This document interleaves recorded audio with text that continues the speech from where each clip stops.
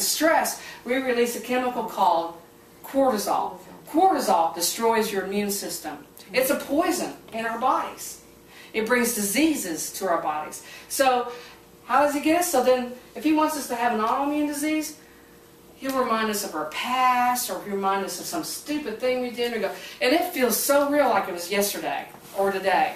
I mean, it could be 10 years ago, and it is just, you can relive the whole feeling of it. It's so powerful, because the enemy wants to be in you to have peace, but you're in torment. It needs a place. It needs a place to manifest itself through you. It cannot manifest without people.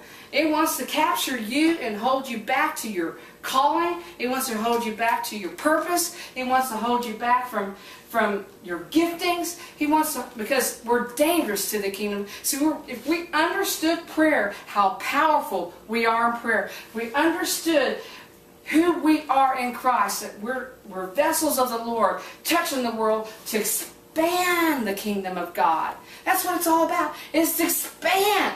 But he's going to throw these thoughts at us. You know, if it's a turn against myself, oh Lord, I'm so horrible, or not love ourselves who we are. We look in the mirror and go, oh, I wish I was somebody else. I wish I had some different nose. I got this big honker nose, you know, cut this thing off. Lord, why'd you give me this? Then we're insulting God, because God doesn't make junk. But the more I speak evil against myself, I'm sinning against God. I'm slapping God in the face saying, you made a mistake. Right. Not only that, my body's lining up, because the Word says that we are what we think.